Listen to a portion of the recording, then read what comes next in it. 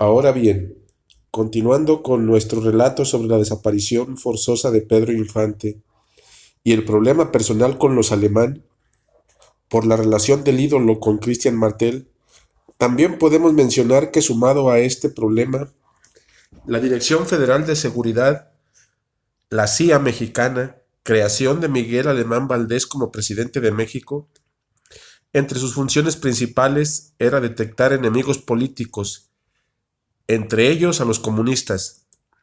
los cuales radicaban o estaban radicando algunos en el país. Si en realidad Pedro Infante fue o perteneció a los gremios comunistas del país, cosa que pudiera haber sido de esta manera, pudo haber sido así una razón más para acabar con su carrera artística y llevar a cabo la simulación de su muerte en 1957 tras el avionazo en Mérida.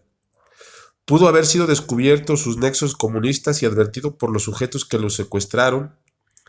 que no lo matarían, pero que tendría que desaparecer de la escena pública y artística del país, ya que desde esos momentos para el mundo entero él moriría en un accidente de aviación. Tal vez inclusive Pedro se vio acorralado ante esta situación. Por un lado, sus problemas legales con sus esposas, la relación con Christian Martel que le proporcionó el odio de los alemán y ahora sus vínculos comunistas, incluido el contrabando de armas para ayudar a la causa cubana de la revolución castrista,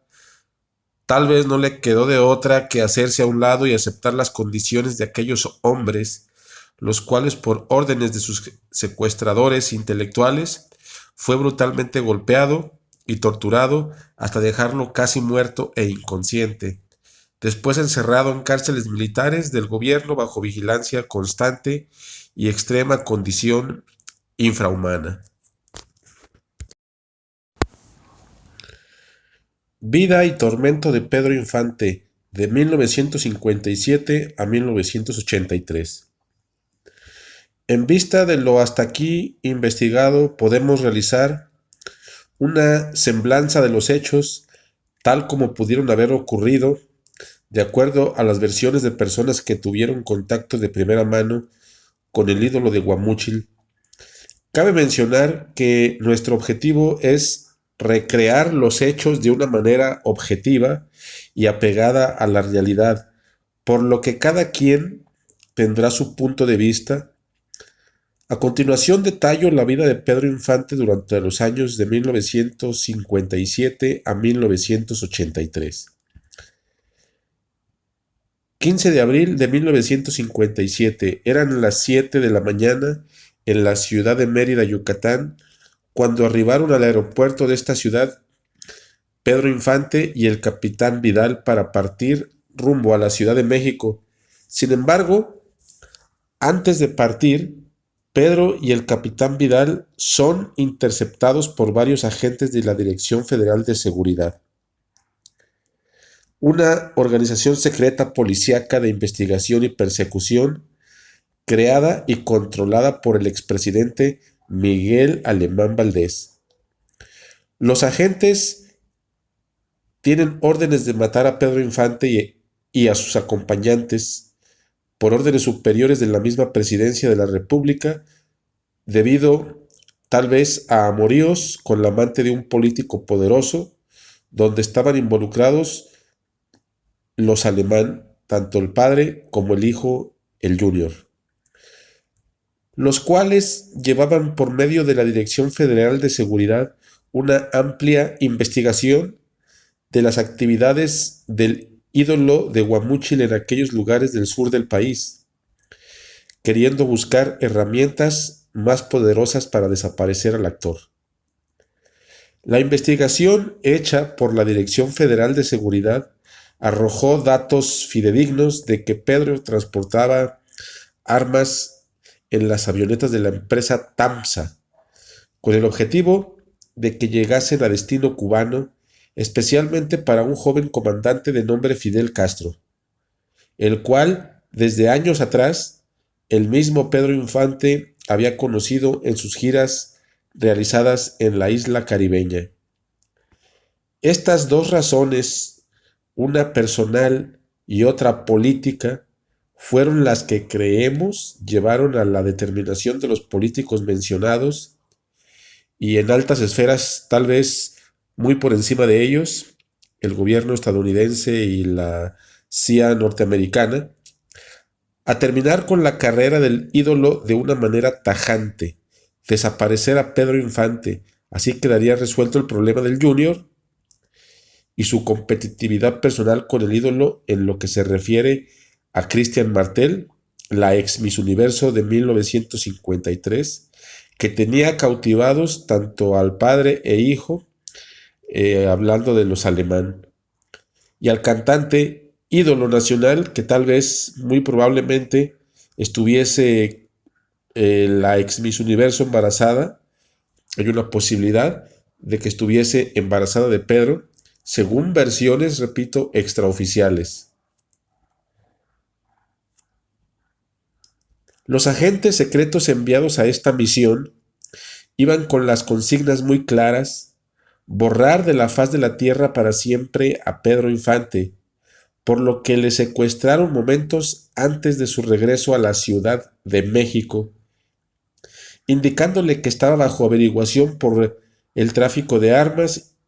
y por traición a la patria y por negociaciones ilícitas con los rebeldes cubanos y la posible ayuda que les proporcionaba, surtiéndolos con ayuda de más personas para los objetivos revolucionarios y comunistas cubanos, en especial al joven Fidel Castro. Pedro es golpeado por los sujetos de la Dirección Federal de Seguridad y privado de su libertad, argumentando los mismos que estaba metido en serios problemas legales y personales con quien no debía y que esto le costaría muy caro. Inmediatamente después abordan el capitán Vidal y lo amenazan diciéndole que él también está involucrado en el tráfico de armas hacia Cuba, por lo que tiene que partir para la Ciudad de México y avisar a los familiares de Pedro los hechos que estaban ocurriendo, ya que estos tal vez le indicaron que se irían en otro avión con Pedro Infante detenido. El capitán Vidal, en vista de lo sucedido, se llevó como copiloto a un mecánico de apellido Marcial para partir de inmediato a la capital del país. Al parecer, un tercer hombre subió al avión, el cual pudo ser o bien un agente policial o alguna persona que de manera extraña hicieron abordar el avión momentos antes del despegue. Sin embargo, no se imaginaban que la avioneta ya había sido previamente manipulada por la misma Dirección Federal de Seguridad y sus agentes secretos para simular la muerte de Pedro Infante ante la opinión pública y ante el mundo. La avioneta parte poco antes de las 8 de la mañana y se estrella momentos después de partir, muriendo en el accidente 5 personas, 3 que iban a bordo del avión y 2 más en tierra a causa del combustible ardiente de la aeronave, ya que iba boca arriba a punto de estrellarse. Varias personas observan y reconocen el avión de Pedro e inclusive observan forcejeos e intentos de saltar de los tripulantes, por lo que se crearon los rumores de que Pedro saltó del avión, lo cual es una versión que pudiera competir con nuestra hipótesis del secuestro previo. Pedro es llevado por los sujetos de la Dirección Federal de Seguridad a un lugar apartado y lo golpean para sacarle más información y de quienes tal vez personas más estuviesen involucrados en el tráfico de armas.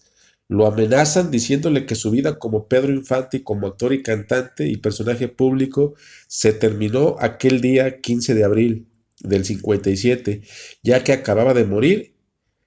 en la avioneta que iba a abordar. No podía regresar a la vida pública por órdenes presidenciales y si lo intentaba, lo lamentaría él y su familia y se daría a conocer la verdad de su relación con los comunistas y su participación en el contrabando de armas y demás objetos prohibidos. Es decir, su imagen quedaría manchada si se atreviese a regresar. A Pedro Infante le perdonaron la vida aquellos sujetos de la Dirección Federal de Seguridad. Pedro, queda todo golpeado y muy lastimado por la golpiza que le propiciaron aquellos sujetos, por lo que es abandonado en un lugar apartado de la ciudad de Mérida. Lo encuentran algunas personas que habitan la zona, las cuales lo curan y lo cuidan durante algún tiempo, entregando sus ropas ensangrentadas a un amigo de Pedro de la misma ciudad yucateca. 1957 a 1960. Días después de su desaparición forzosa y un poco más recuperado de la golpiza que le propiciaron los agentes de la policía secreta por órdenes del gobierno y de sus enemigos, Pedro salió del país con ayuda de los lugareños de la ciudad de Mérida, donde estuvo, según versiones, en Guatemala y Nicaragua.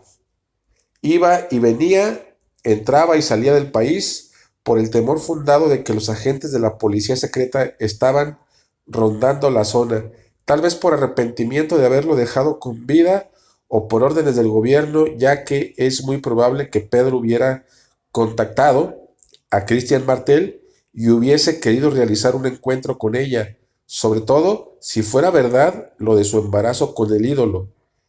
Esto tal vez causó la movilización de los agentes secretos por la zona y orilló a Pedro a salir del país hacia el sur. Es muy poco probable que haya partido hacia Cuba debido a que la revolución estaba en aquellos días en su apogeo y su amigo Fidel Castro era líder del movimiento, a lo cual no había garantías de seguridad para Pedro, aunque no se descarta esta posibilidad. En 1959 existen testigos y testimonios de buena fuente de que Pedro Infante estuvo presente momentos antes de la muerte de su madre, ya que al parecer doña Cuquita murió en los brazos de su hijo, el gran ídolo mexicano, y tuvo que ausentarse rápidamente del lugar debido al peligro inminente de que se encontraba y podía ser capturado de un momento a otro por sus perseguidores. 1959 a 1964. Durante estos años, Pedro Infante estuvo fugitivo. Fue esta la causa por la cual el ídolo tuvo que separarse definitivamente de su familia y hermanos, ya que le seguían los pasos la gente o agentes de la Dirección Federal de Seguridad, quienes lograron ubicarlo según versiones de gente que convivió con Antonio Pedro en Guerrero, motivo por el cual, según parece, lo capturaron y llevaron preso a una cárcel militar donde estuvo realizando trabajos forzados durante un largo tiempo, logrando escapar junto con un compañero presidiario en un descuido de los soldados mientras Pedro y su amigo picaban piedra en la sierra. Cuenta el mismo Antonio Pedro, años más adelante, a un amigo que la planta llamada La Gobernadora lo salvó, ya que se refugió ahí durante algunas horas y logró despistar a los soldados, cosa que su amigo no logró y le mataron. Se lamentaba el mismo Antonio Pedro, según versiones de su confidente de nombre Ángel Moreno. 1964.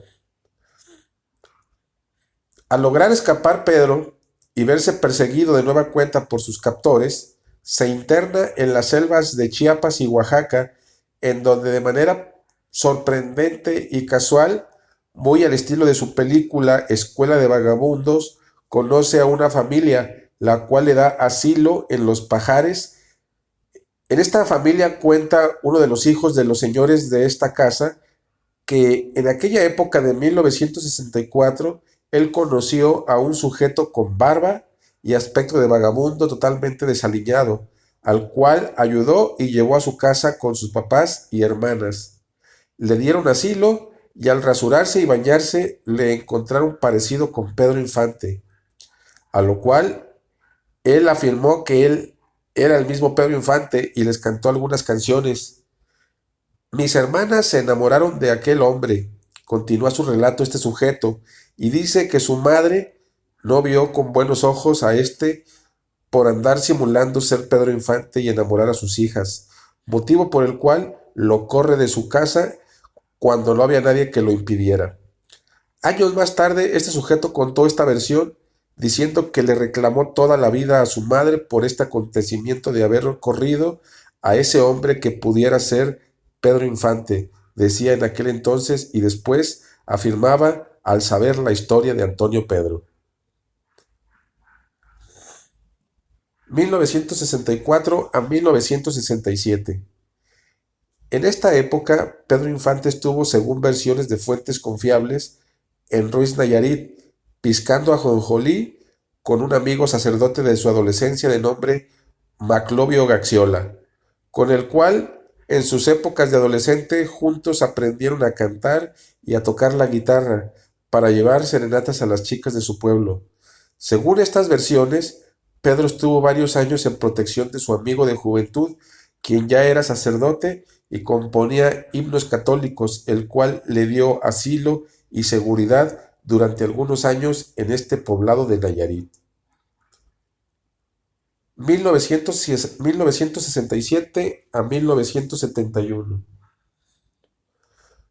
Durante estos años, Pedro Infante contactó a Mario Moreno Cantinflas, al cual, según testimonios del tío del señor Juan Carlos Serrano, quien trabajaba para el Mimo, le dijo: compadrito, ayúdame, me están persiguiendo, me quieren matar. Según estos testimonios de personal de confianza y chofer del Cómico de México, este guardaba un secreto que ellos conocían, ya que solían acompañar a Cantinflas a una casa en Pachuca, en donde llevaba despensas y víveres cada semana para una persona y no les permitía bajar del automóvil, solo les decía: lo que vean aquí, aquí se queda, no digan nada. Estas personas que acompañaban a Cantinflas observaron a una persona que vestía de aspecto norteño, con las mismas características de Pedro Infante, y del que siempre al despedirse Cantinflas le decía: nos vemos la siguiente semana, Pedro. Por esta época del 67 es tal vez cuando tenga razón de ser la existencia de una fotografía de una persona que pudiera ser Pedro Infante, sosteniendo en brazos a un menor. Se muestra a un Pedro robusto y saludable, esto tal vez por las atenciones del cómico mexicano hacia el desaparecido cantante. Esta fotografía del año de 1967 en la plaza Talxcoac la encontramos circulando en internet, publicada por personas que están enfocadas también en descubrir la verdad de la desaparición del ídolo mexicano. Esto tiene más veracidad cuando el mismo Cantinflas, en una entrevista que le realiza Jacobo Saludowski en 1967, cuando el cómico en un momento de la entrevista dice que apostaba toda su fortuna a que Pedro Infante estaba vivo, entrevista que desató la polémica y a la cual después le cortaron una parte de la misma donde el cómico hizo ese comentario.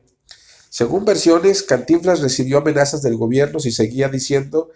este tipo de comentarios, y después en otra entrevista salió Cantinflas diciendo: Pedro Infante vive en el corazón de todos los mexicanos, para disfrazar lo ha comentado en la entrevista con Saludowski. Esto mismo pudo ser causa de que Cantinflas se llevara a vivir a su hacienda La Purísima a Pedro Infante durante 2 años, de 1969 a 1971, según versiones de personas que están enfocadas a revelar la verdad. Existen videos en esta época del 70 en donde salen un par de videos de Cantinflas en donde parece ser aparece el mismo Pedro Infante de forma clandestina en su hacienda La Purísima.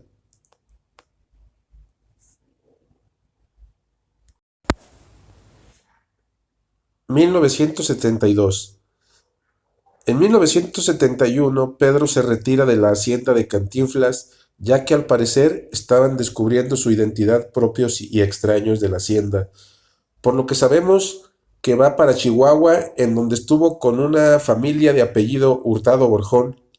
Al parecer, fue un familiar de Pancho Villa, de nombre Jesús Villa Landeros,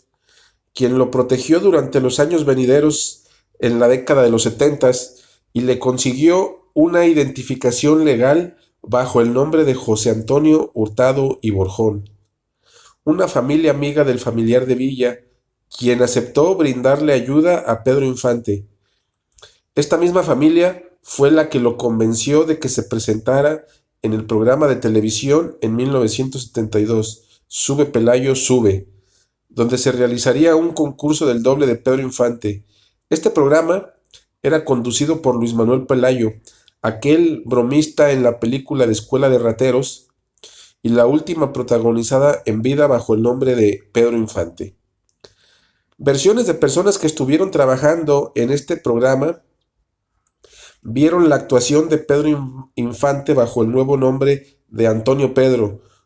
nombre artístico. Una presentación espectacular, ya que el público quedó maravillado. Fue en esos momentos que Luis Manuel Pelayo lo presentó como el verdadero Pedro Infante. De manera extraña, no se volvió a presentar a recoger su premio y por razones extrañas también no se volvió a realizar, se volvió a realizar otra final más, la cual sí está en redes sociales, en YouTube. Este hecho nos da el indicio de que Antonio Pedro, o Pedro Infante, fue interceptado por sus enemigos de nueva cuenta y llevado a la sierra para impedir su regreso y crear un caos en el mundo del espectáculo y también en el aspecto social. Es muy probable que Antonio Pedro, ya bajo este nuevo nombre, estuviera privado de la libertad en alguna sierra del país, ya que el mismo Antonio Pedro reconoce que fue golpeado y lo trataron de hacer perder el conocimiento de su identidad bajo tratamientos psicotrópicos. De alguna forma, Antonio Pedro de nueva cuenta vuelve a escapar o tal vez inclusive lo dejaran ir para que siguiera su penar al cual lo habían sentenciado sus poderosos enemigos. No es hasta el año de 1983 cuando se vuelve a saber de Antonio Pedro, cuando fue encontrado por una trabajadora extra de los estudios Churubusco en la Ciudad de México. Como dato curioso, reaparece Antonio Pedro el mismo año que muere el expresidente de México, Miguel Alemán Valdés, en el mismo año y en el mismo mes, en 1983.